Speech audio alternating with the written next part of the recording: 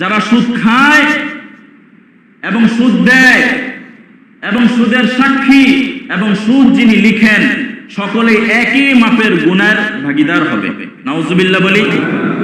আল্লাহ রাসূল বলেন, আকুলুর রিবা ফামুআকিলুহু ওয়া শাহিদুহু ওয়া মুকাতিবুহু।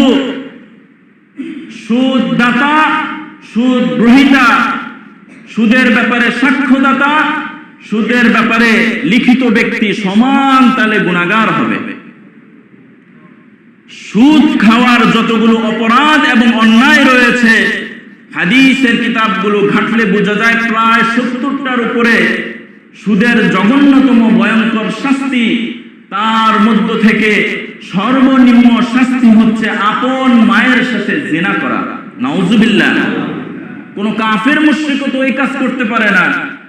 সেটা আজকে আমাদের মুসলিম সমাজে মনে হয় সুদের প্রচলন নাই। আলহামদুলিল্লাহ আমাদের সমাজে নাই, অন্য কোন সমাজে থাকতে পারে। আমাদের সমাজে আছে। আল্লাহ তাআলা আমাদেরকে এই কঠিন বিপদ থেকে হেফাজত করেন। বিসমিল্লাহির রাহমানির রাহিম। সুবহানাল্লাযী আসরা বি'আবদিহি লাইলান মিনাল মাসজিদিল হারাম إلى المسجد الأقصى الذي باركنا حوله لنريه من آياتنا إنه هو السميع البصير.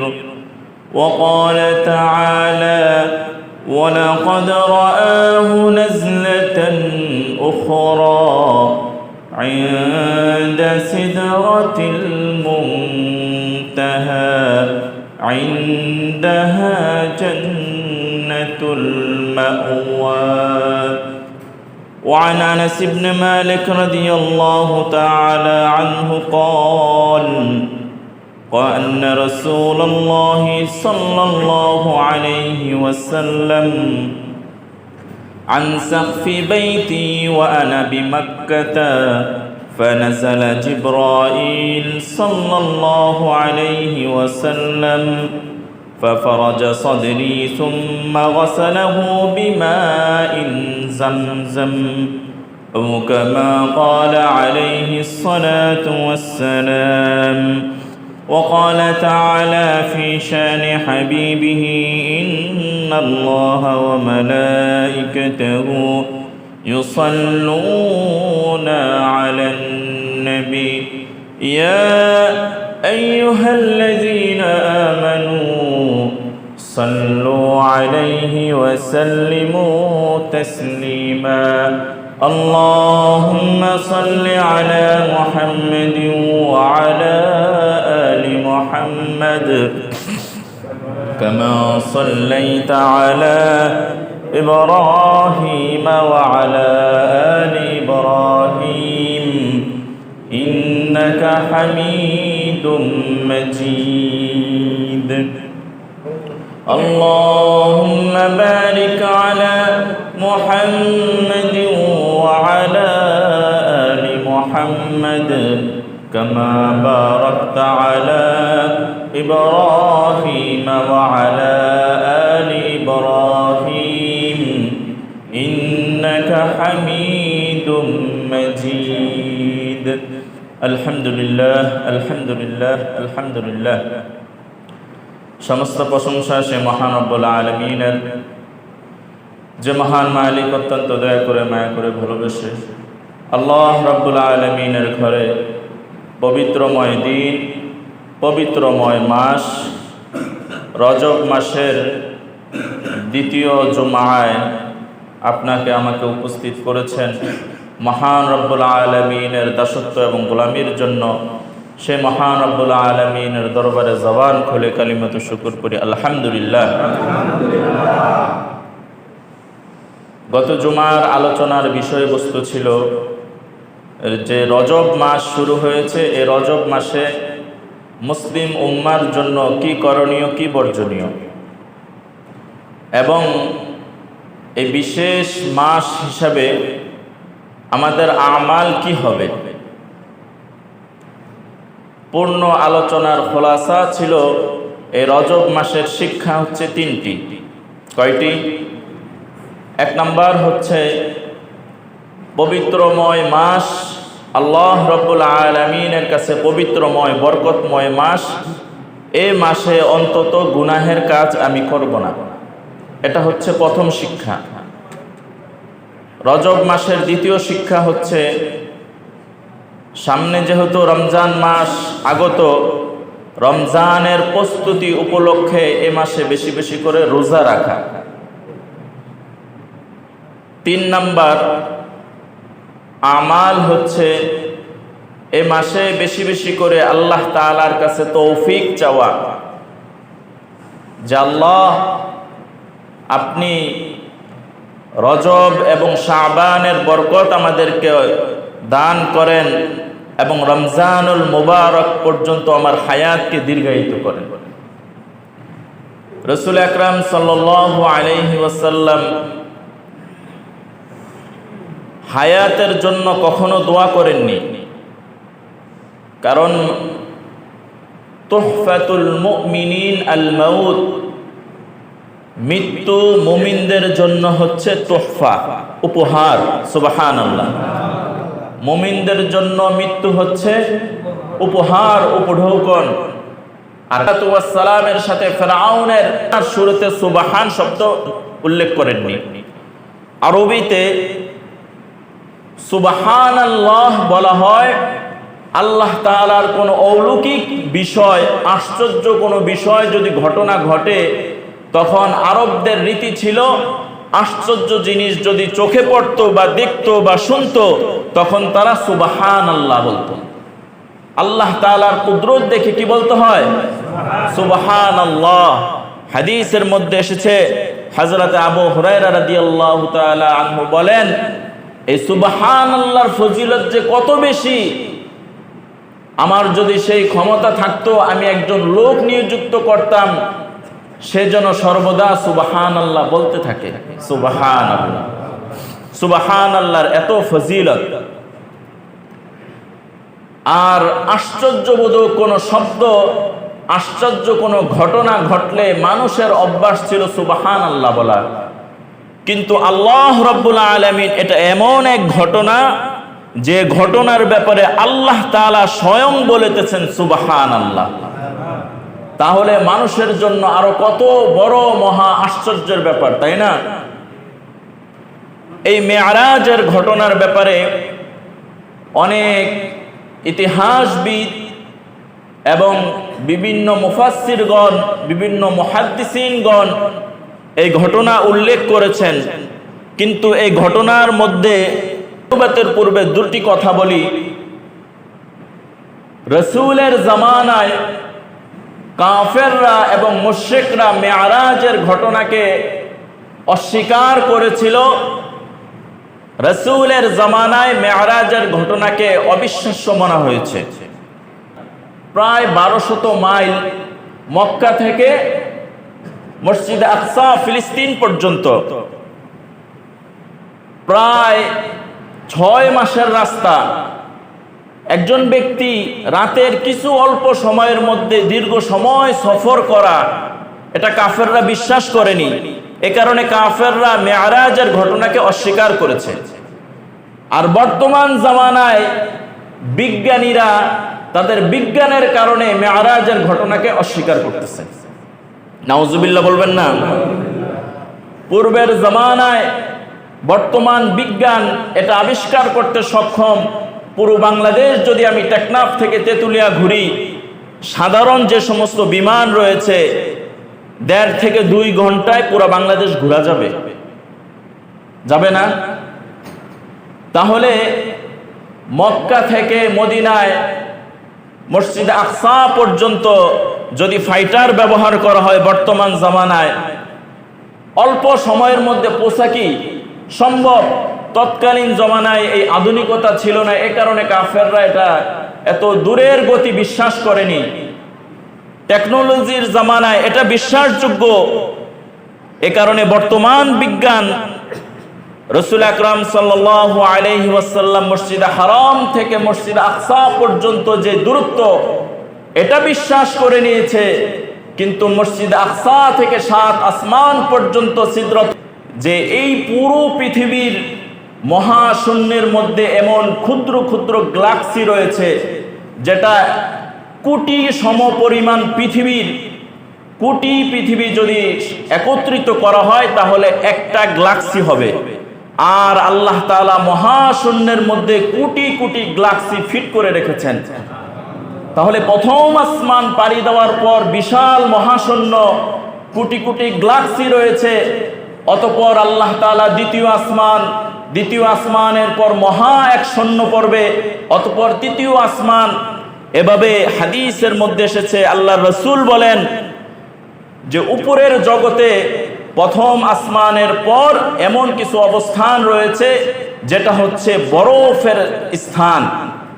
এই পরিমাণ বরফ, যেখানে মানুষ যদি সামান্য সময়ের জন্য স্থির হয়, ওই মানুষ জমে যাবে।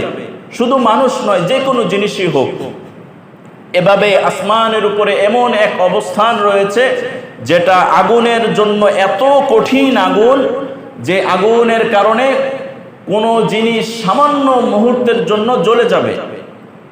কিন্তু আল্লাহ তাআলা রাসূল আকরাম সাল্লাল্লাহু আলাইহি ওয়াসাল্লামকে যে মেরাজে নিয়েছেন, উদাহরণ দিলে সহজে বুঝবেন।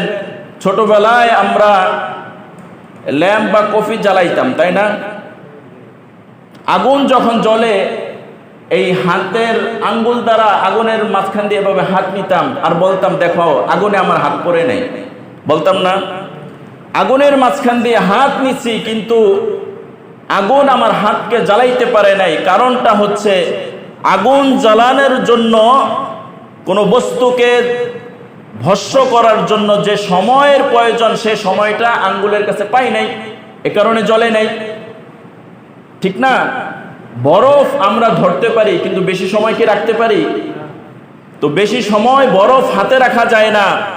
অর্থাৎ যে পরিমাণ বরফ হাতে রাখলে হাত অকেজো হয়ে যায়, এই পরিমাণ তো বরফ আমরা ধরে রাখি না, কিন্তু টাচ করতে পারি।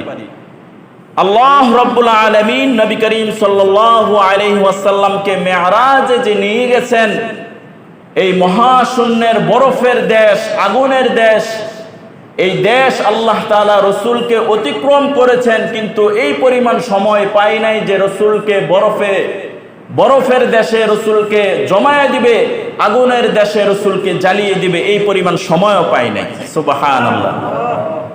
যেই মসজিদে হারাম থেকে মসজিদে আকসা পর্যন্ত যে সফরের বাহন ছিল, এটাকে বলা হয় বুরাক। আর মসজিদ আকসা থেকে 7 আসমান পর্যন্ত যে বাহন ছিল, এটাকে বলা হয় রফরফ। এই রফরফের বাংলা অর্থ হচ্ছে সিঁড়ি। তো আল্লাহ রাব্বুল আলামিন বলতেছেন যে এটা এমন এক আশ্চর্য বিষয়, পৃথিবীর সমস্ত মানুষও যদি মেরাজের ঘটনাকে অস্বীকার করে, তারপরও মেরাজ যে সংগঠিত হয়েছে এটাই সত্য। কি বলেন ভাই? পৃথিবীর সমস্ত মানুষও যদি অস্বীকার করে, আল্লাহ বলেছেন এটাই কি সত্য। পৃথিবীর এই টেকনোলজি, পৃথিবীর এই বিজ্ঞান, পৃথিবীর এই আধুনিকতা মেরাজের ঘটনাকে অস্বীকার করতে পারে, কিন্তু কোন মুমিন মেরাজের ঘটনা কি করতে পারে না? অস্বীকার করতে পারে না। এ কারণে আল্লাহ তাআলা কুরআনুল কারীমের মধ্যে বলেন, সুবহানাল্লাযী আসরা বিআবদিহি লাইলাম মিনাল মাসজিদিল হারাম ইলাল মাসজিদিল আকসা। আল্লাহ তাআলা বলেন, এটা আশ্চর্য এক ঘটনা, যেটা আমার প্যারে বান্দা সাইয়্যিদুল মুরসালিন খাতামুন নবিয়্যিন জনাবে মুহাম্মদুর রাসূলুল্লাহ সাল্লাল্লাহু আলাইহি ওয়াসাল্লামকে উপহার স্বরূপ আল্লাহ তাআলার সাথে সাক্ষাৎ করিয়েছেন। আল্লাযী আসরা বিআবদিহি, যিনি তার প্রিয় বান্দাকে সফর করিয়েছেন। লাইলাম, এখানে একটি সূক্ষ্ম বিষয়, কোরআন তো আমরা পড়ি কিন্তু কোরআন বুঝি না। কোরআনের মধ্যে যে আল্লাহ তাআলা কত মজা রেখেছেন। আরবি একটি গ্রামারের কথা বলি। লাইলাম আরবিতে লাইলুন বলা হয় রাত্রকে, রাত্রকে আরবিতে কি বলা হয়? লাইলুন। আর দিনকে বলা হয় নাহারুন। বলেন, কিছু আরবি শব্দ শিখলেন। দিনকে আরবিতে কি বলা হয়? নাহারুন। আর রাত্রকে আরবিতে কি বলা হয়? লাইলুন। তো এখানে লাইলাম, এই লাইল এই শব্দটি আরবি ব্যাকরণ অনুযায়ী এটা নাকেরা শব্দ উল্লেখ করেছেন। নাকেরা শব্দ বলা হয় যেটা অসম্পূর্ণ, পূর্ণ নয়। আর যদি বলা হয়তো আল লাইল, তখন এটা বলা হয়তো মারেফা, পূর্ণ শব্দ বোঝায়। যদি আল্লাহ তাআলা এখানে বিআবিদিহিল লাইলাম এ শব্দ উল্লেখ করতেন, তাহলে বোঝা যেত যে আল্লাহ তাআলা রাতের শুরু থেকে নিয়ে শেষ পর্যন্ত তার রাসূলকে ভ্রমণ করিয়েছেন, এটা বোঝা আসতো। কিন্তু আল্লাহ তাআলা নাকেরা শব্দ উল্লেখ করে বুঝিয়েছেন যে পূর্ণ রাত্র আল্লাহ তাআলা রাসূলকে সফর করার নাই, বরং রাতের কিছু অংশে আল্লাহ তাআলা রাসূলকে সফর করাচ্ছেন। পূর্ণ রাত্র, পুরো রাত্র নয়, রাতের কিছুটা অংশ। দেখেন কত সুন্দর কোরআনের ব্যাখ্যা। লাইলাম মিনাল মসজিদিল হারাম, যে রাতের কিছুটা অংশে মসজিদে হারাম থেকে ইলাল মসজিদিল আকসা, মসজিদে আকসা পর্যন্ত তার রাসূলকে ভ্রমণ করিয়েছেন। ওই ভ্রমণটা ছিল আল্লাযী বারাকনা হাওলা। হাওলা বলা হয় যেই জিনিস চারদিক থেকে বেষ্টন করে রাখে, এটাকে বলা হয় কি? হাউলুন। আর বারাক এটার অর্থ তো আমাদের জানা আছে, বরকত। আল্লাযী বারাকনা হাওলা, যে আল্লাহর রাসূলের এই ভ্রমণটা ছিল চারদিক থেকে বরকতপূর্ণ। সুবহানাল্লাহ। কেমন বরকতপূর্ণ? কেন সফর?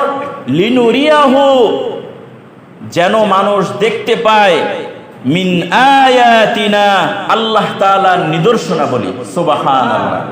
ইন্নাহু ওয়াস সামিউল বাসীর, নিশ্চয়ই আল্লাহ তাআলা সমস্ত কিছু জানেন এবং দেখেন। এবার আসি মেরাজ সম্পৃক্ত এই যে আয়াত, এই আয়াতের মাধ্যমে বোঝা যায় মেরাজের ঘটনা কি সত্য। কোরআনুল কারীমের আরেকটি আয়াতের মাধ্যমে বোঝা যায় যে আসরা এই শব্দটি মেরাজ যে সংগঠিত হয়েছে এটা সত্য। এটা রয়েছে কোরআনুল কারীমে সূরাতুন নাজমের 13 নম্বর আয়াত। আল্লাহ তাআলা বলেন, ওয়ালাকাদ রাআহু নাজলাতান উখরা ইনদা সিদরাতিল মুনতাহা। এই আয়াতের মাধ্যমে বোঝা যায় যে মেরাজ আল্লাহর রাসূলের সাথে কি হয়েছে? সংগঠিত হয়েছে। এই হচ্ছে আয়াতের শাব্দিক অর্থ। এবার আসি মেরাজ কবে সংগঠিত হয়েছে। ইতিহাসবিদগণ বিভিন্ন তারিখ বলেছেন, কিন্তু তার মধ্য থেকে প্রসিদ্ধতম মত হচ্ছে নবুয়তের 10ম বছর রাসূল আকরাম সাল্লাল্লাহু আলাইহি ওয়াসাল্লাম যে বছরে রাসূলের চাচা আবু তালেব ইন্তেকাল করেছেন, এবং ওই বছরে রাসূলের প্রিয়তমা স্ত্রী হযরতে খাদিজা রাদিয়াল্লাহু তাআলা আনহা ইন্তেকাল করেছেন। একই বছরে দুইজন প্রিয় মানুষ মারা গেছে। তিনটা প্রেক্ষাপটকে কেন্দ্র করে রাসূল যখন দ্বীনের দাওয়াত দিতেছিলেন, হাজারো জুলুম নির্যাতন কালিমার দাওয়াত যখন দিতেছিলেন, কাফের মুশরিকদের পক্ষ থেকে রাসূলের উপর নির্যাতন শুরু হয়ে গিয়েছিল। একদিকে কাফের মুশরিকদের নির্যাতন, দ্বিতীয় দিকে এই কাফের মুশরিকদের নির্যাতন থেকে বাঁচানোর জন্য প্রধান ডাল যেটা ছিল সেটা ছিল রাসূলের চাচা। তো রাসূলের চাচারও ইন্তেকাল হয়ে গেছে। এটা হচ্ছে বাহিরের অবস্থা। রাসূল পেরেশান হয়ে যখন ঘরের মধ্যে আসতেন, রাসূলকে সান্ত্বনা দেওয়ার জন্য প্রধান যে মাধ্যম ছিল রাসূলের প্রিয়তমা স্ত্রী হযরতে খাদিজা রাদিয়াল্লাহু তাআলা আনহা, ওনারও ইন্তেকাল হয়ে গেছে। এই তিনটা দুঃখ একসাথে যখন প্রকাশ পেয়েছে, তখন রাসূল সাল্লাল্লাহু আলাইহি ওয়াসাল্লাম এত ব্যথিত হইতেছিলেন, তখন আল্লাহ রাব্বুল আলামিন রাসূল আকরাম সাল্লাল্লাহু আলাইহি ওয়াসাল্লামকে সান্ত্বনা দেওয়ার জন্য তার প্যারে হাবিবকে তার নিজের কাছে ডেকে নিয়ে গেছেন। সুবহানাল্লাহ।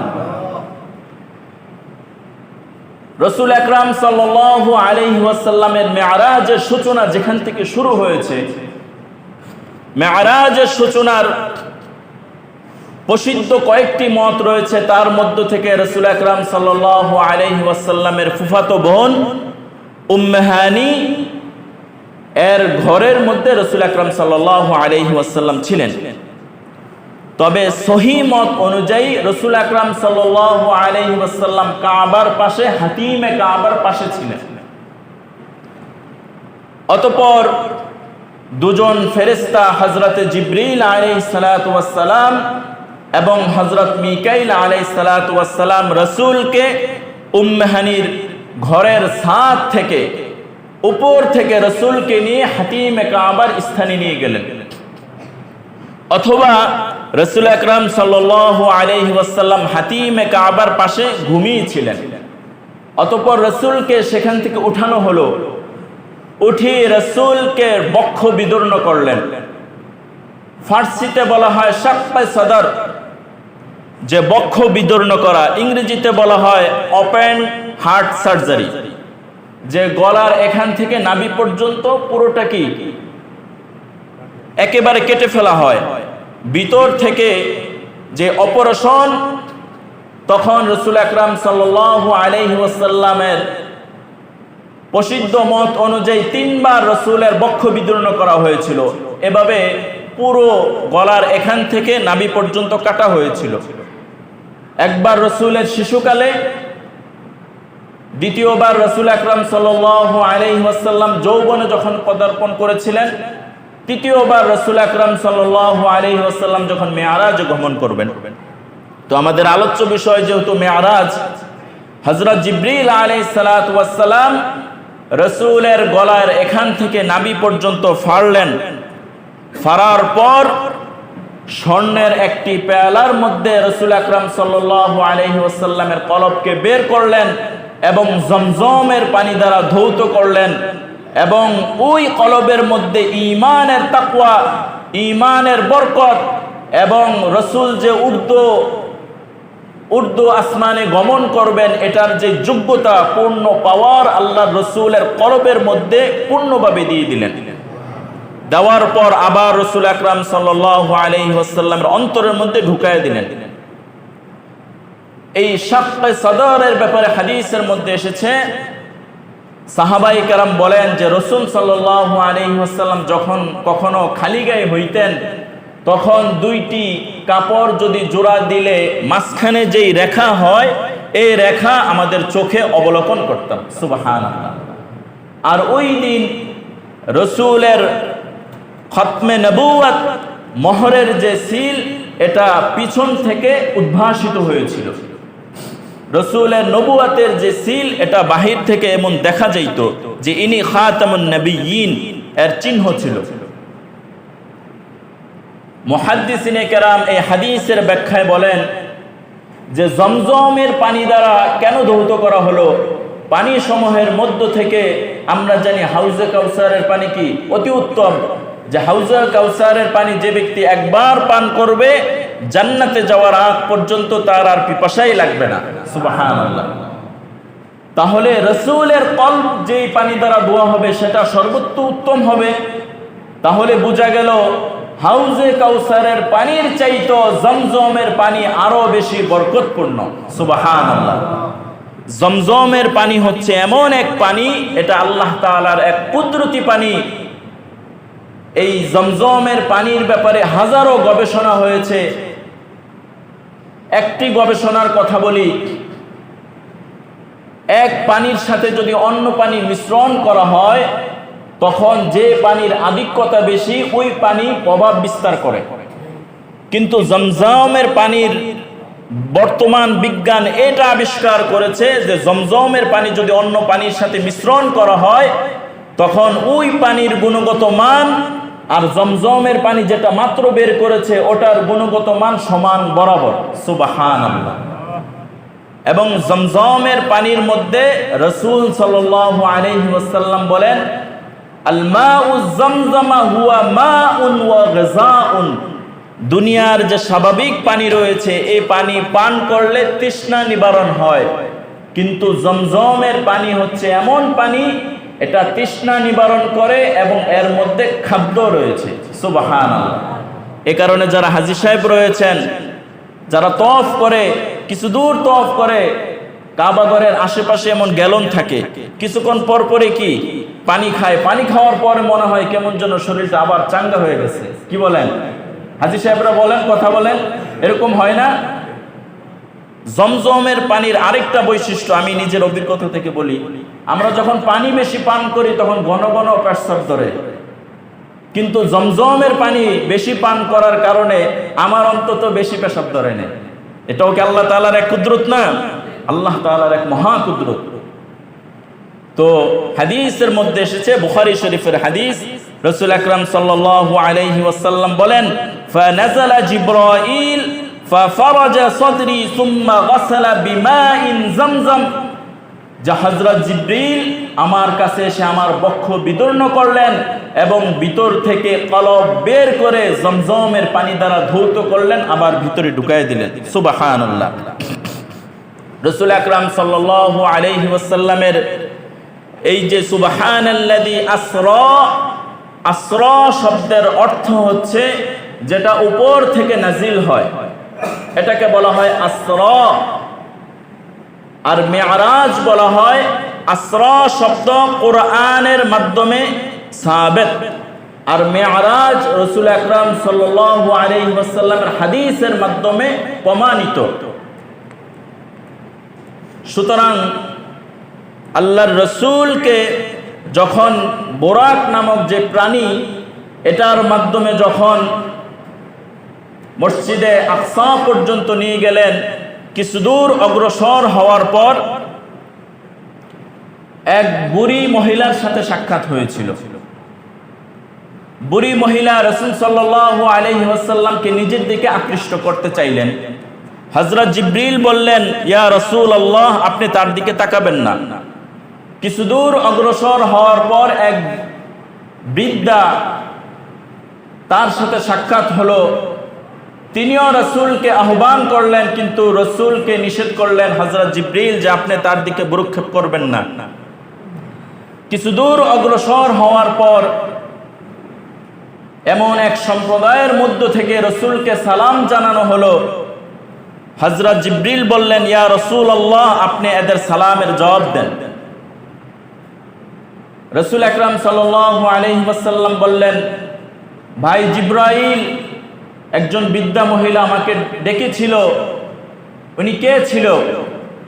রাসূল আকরাম সাল্লাল্লাহু আলাইহি ওয়াসাল্লামকে জানানো হলো, এই বৃদ্ধা মহিলা হচ্ছে দুনিয়া। এই বৃদ্ধা মহিলা কি? দুনিয়া। রাসূল সাল্লাল্লাহু আলাইহি ওয়াসাল্লামের ওই জামানায় দুনিয়াকে কি বলে গেছেন?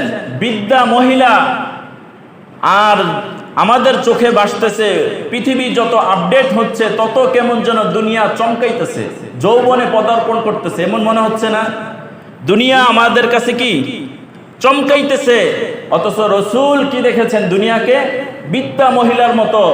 বৃদ্ধা মহিলা যে সাজুগুজু করে আর নিজের দিকে আকৃষ্ট করে, কিন্তু তার মধ্যে কিচ্ছু নাই, ঠিক তেমনি ভাবে দুনিয়া মুমিন বান্দাদেরকে নতুন সাজুগুজু করে নিজেদেরকে আহ্বান করে। মুমিন বান্দা যদি সেদিকে আকৃষ্ট হয়ে যায়, তখন তার আমল ঈমান নষ্ট হয়ে যায়। এটাই দুনিয়ার বাস্তবতা। আর যে বিদ্যা পুরুষ, সেটা হচ্ছে শয়তান। কেননা শয়তান হযরত আদম আলাইহিস সালাতু ওয়াস সালাম থেকে তার জিন্দেগীর পথ চলা শুরু হয়ে গেছে। অতঃপর যারা সালাম দিয়েছেন, মুসলিম শরীফের মধ্যে রয়েছে, ওই গোত্র সমূহের মধ্য থেকে হযরতে মূসা আলাইহিস সালাতু ওয়াস সালাম সালাম জানিয়েছেন এবং মূসা আলাইহিস সালাতু ওয়াস সালামের সালামের জবাব দিয়েছিলেন। এবং রাসূল সাল্লাল্লাহু আলাইহি ওয়াসাল্লাম বলেন, যে আমি মূসা আলাইহিস সালাতু ওয়াস সালামকে কবরের মধ্যে নামাজ পড়া অবস্থায় দেখেছি। সুবহানাল্লাহ। অতঃপর রাসূল সাল্লাল্লাহু আলাইহি ওয়াসাল্লামের যে ভ্রমণটা হয়েছিল এটাকে আলামে বারজাখ বলা হয়। রাসূল মক্কা থেকে মসজিদ আকসা পর্যন্ত এমন কিছু ঘটনা ঘটেছিল যে ঘটনার ব্যাপারে দুইটি মত রয়েছে, যে রাসূলকে জাহান্নামের এমন কিছু দৃশ্য দেখানো হয়েছিল যেগুলো রাসূলের ঊর্ধ্বগমনের সময় হতে পারে অথবা মসজিদ আকসা থেকে মসজিদ হারাম থেকে মসজিদ আকসা পর্যন্ত হতে পারে।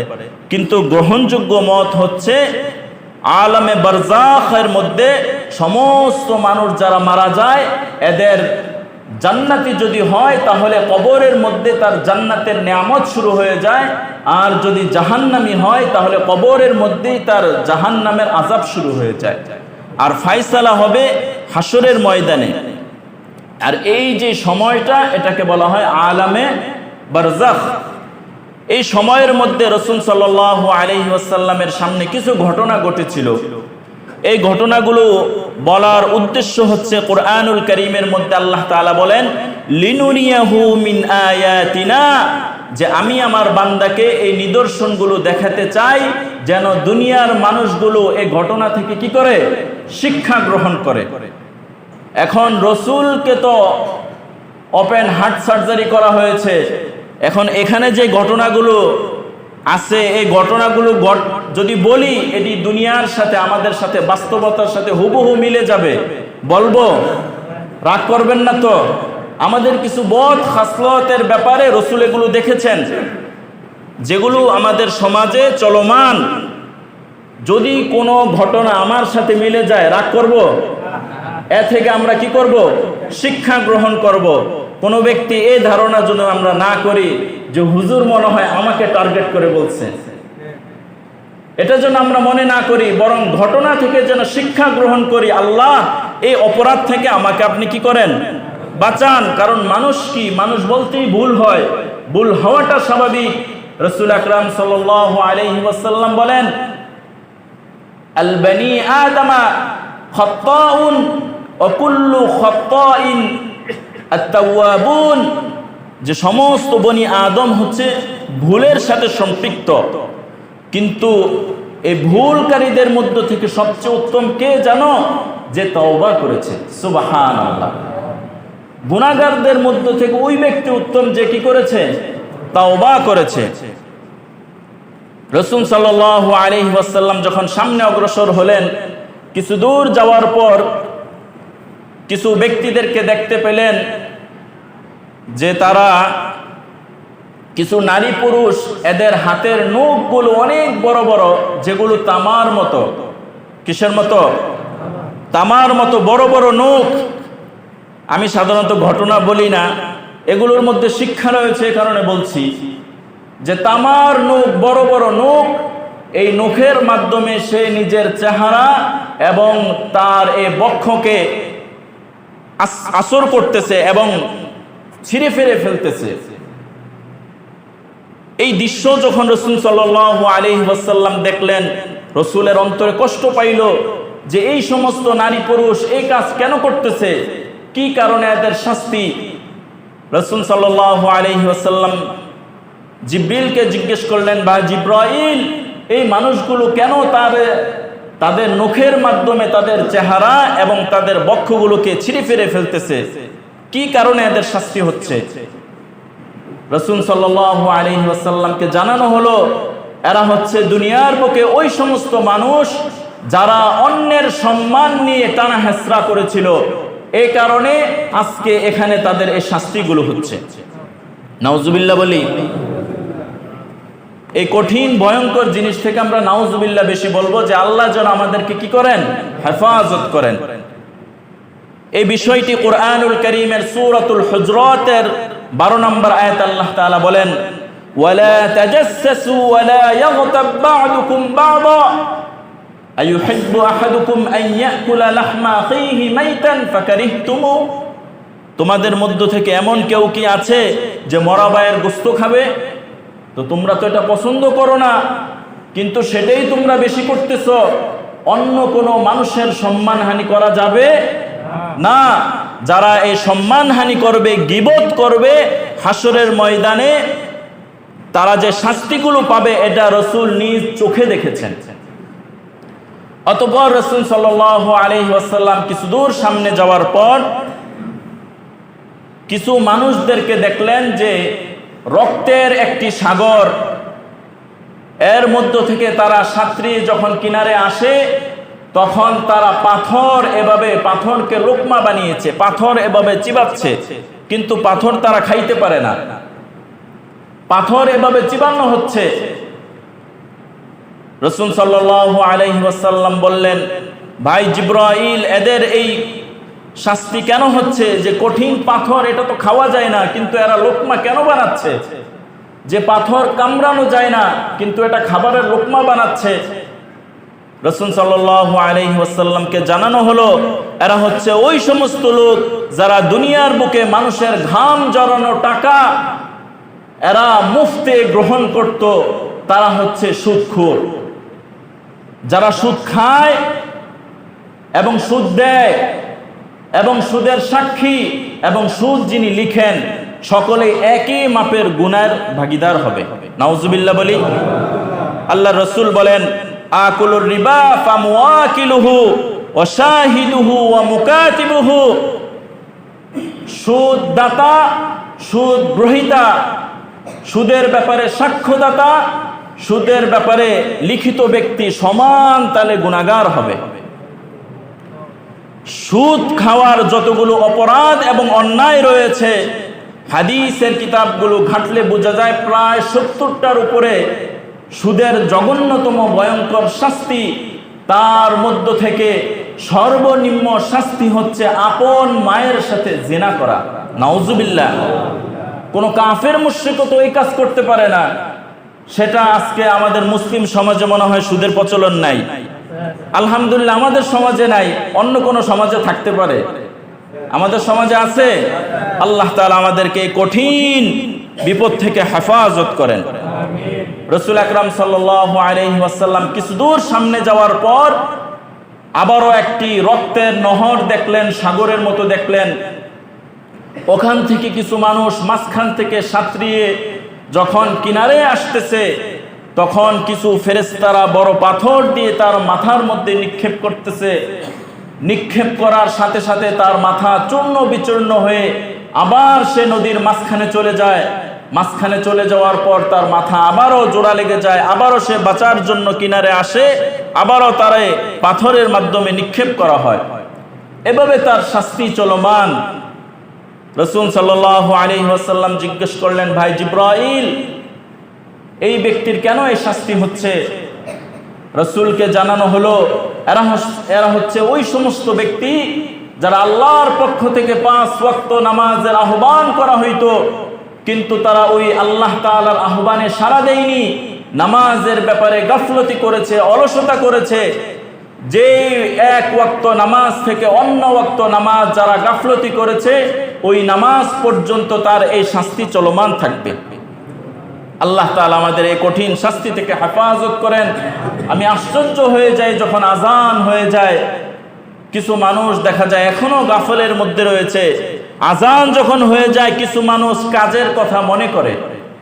আমাদের কিছু মা বোনরা রয়েছে, আজান যখন হয়ে যায় তখন যে কাজটা সে ফেলে রেখেছিল ওটার কথা মনে হয়, আহারে আজান তো হয়ে গেছে, আমার তো ওই কাজটা করা হয় নাই, তো ওই কাজে সে মনোযোগী হয়। আছে কি না? আল্লাহ তাআলা হেফাজত করেন। আজান তো দেওয়া হয়েছে নামাজের আহ্বান, কিন্তু নামাজের আহ্বান ভুলে গিয়ে দুনিয়ার আহ্বানকে আমরা সাড়া দিচ্ছি। আল্লাহ তাআলা আমাদেরকে হেফাজত করেন। অতঃপর রাসূল আকরাম সাল্লাল্লাহু আলাইহি ওয়াসাল্লাম কিছু দূর সামনে অগ্রসর হওয়ার পর দেখলেন কিছু মানুষের সামনে সুস্বাদু পাকানো গোশত, ভুনা গোশত রাখা আছে, কিন্তু তারা এই সুস্বাদু ভুনা গোশতগুলো খাচ্ছে না, বরং এর পাশে দুর্গন্ধময় খারাপ নিকৃষ্ট কিছু গান্দা গোশত রয়েছে, এগুলো তারা ভক্ষণ করতেছে, খাইতেছে। রাসূল সাল্লাল্লাহু আলাইহি ওয়াসাল্লাম আশ্চর্য হয়ে জিজ্ঞেস করলেন, এই ব্যক্তিগুলো এত বোকামি কেন করছে? তার সামনে তো তাজা সুন্দর সুস্বাদু বস্তু রয়েছে, সে এগুলো ভক্ষণ না করে পচা দুর্গন্ধময় এই খাবারগুলো কেন খাচ্ছে? হযরত জিবরিল আলাইহিস সালাতু ওয়াস সালাম বললেন যে এরা হচ্ছে পৃথিবীর বুকে ওই সমস্ত পুরুষ এবং নারী যাদের হালাল স্বামী থাকা সত্ত্বেও তারা পরকীয়ায় লিপ্ত হয়েছে এবং হালাল স্ত্রী থাকা সত্ত্বেও তারা পরকীয়ায় লিপ্ত হয়েছে। আমাদের সমাজে নাই বুঝি? আমার বৈধ স্ত্রী রয়েছে, আমার হালাল স্ত্রী রয়েছে, হালাল স্ত্রীর সাথে আমি হালাল স্ত্রীকে ব্যবহার না করে যেটা আমার জন্য অবৈধ সেখানে আমি দৌড়াই, তাহলে হালাল জিনিস ফেলে দিয়ে আমি অবৈধ জিনিস, পচা গান্দা জিনিসের দিকে আমি ধাবিত হইলাম। আবার মহিলাদের মধ্য থেকে এই দোষ রয়েছে যে হালাল পুরুষ রয়েছে, এই পুরুষকে নিজের হালাল স্বামীকে বাদ দিয়ে ফোনে, মোবাইলে, ফেসবুকে, মেসেঞ্জারের মাধ্যমে অন্য পুরুষের সাথে পরকীয়ায় লিপ্ত হয়ে যায়। আছে কি না? এরা হচ্ছে ওই হাসরের ময়দানে তাদের শাস্তিগুলো এমন হবে, তাজা গোস্ত রেখে পচা গান্দা গোস্ত তারা ভক্ষণ করবে। আল্লাহ তাআলা আমাদের এই গুনাহ থেকেও হেফাজত করেন।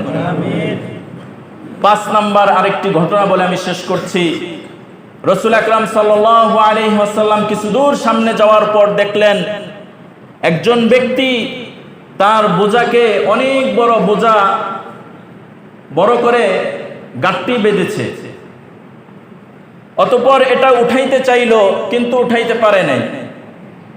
তিনি আবার কিছু মালামাল ওই বস্তার মধ্যে রাখলো এবং নতুন করে আবার বাঁধলো, আবার নতুন করে উঠাইতে চেষ্টা করলো। রাসূল সাল্লাল্লাহু আলাইহি ওয়াসাল্লাম বলেন, আজব ব্যাপার, আমাদের অবস্থা তো এমন, বোঝা যদি ভারী হয় তাহলে আমরা কি করি? বোঝা থেকে কিছু জিনিস সরায় ফেলি যেন বোঝা কি হয়? হালকা হয়। কিন্তু এই ব্যক্তির অবস্থা পূর্ণ ভিন্ন।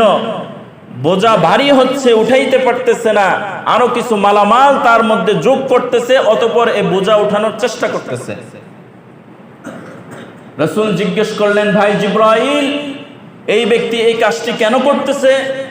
রাসূল আকরাম সাল্লাল্লাহু আলাইহি ওয়াসাল্লাম বলেন, এই ব্যক্তি হচ্ছে দুনিয়ার ওই ব্যক্তি যার থাকার জন্য, খাওয়ার জন্য যথেষ্ট পরিমাণ আল্লাহ তাআলা তাকে ধন সম্পদ দিয়েছিলেন, কিন্তু সে এই ধন সম্পদ থাকা সত্ত্বেও সে অন্যের মাল, আরো মাল বাড়ানোর ফিকির করেছে, অন্যের উপর জুলুম করেছে, অন্যের হক আদায় করে নাই, ভাইয়ের হক নষ্ট করেছে, সন্তানের হক নষ্ট করেছে, সমাজের দরিদ্র শ্রেণীর মানুষের হক নষ্ট করেছে এবং মানুষের উপর জুলুম করে, ব্যভিচার করে তার সম্পদের পাহাড় সে বানিয়েছে, কিন্তু এত সম্পদের তার প্রয়োজন ছিল না।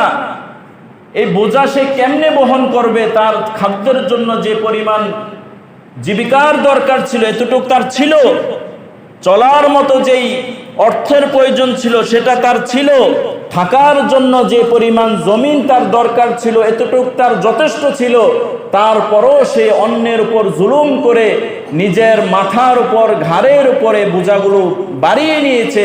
হাসরের ময়দানে এই সম্পদগুলো তার ঘাড়ের উপর চাপায়া দেওয়া হবে। নাউজুবিল্লাহ। এগুলো কি হয় না আমাদের?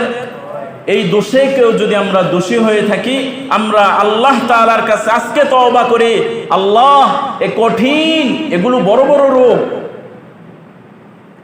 মানুষের যখন কেটে যায়, যখন আমরা ডাক্তারের কাছে যাই, অন্তরের কলবের মধ্যে যদি বড় বড় রোগগুলো বাসা বেঁধে ফেলেছে, আমি নিজেই একজন বড় রোগী, চিকিৎসকের কাছেও যাই নাই, চিকিৎসকের কথাও শুনি নাই।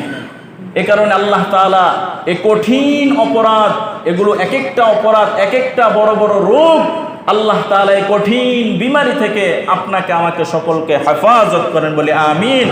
ওয়া আখির দাওয়ানা আলহামদুলিল্লাহি রাব্বিল আলামিন।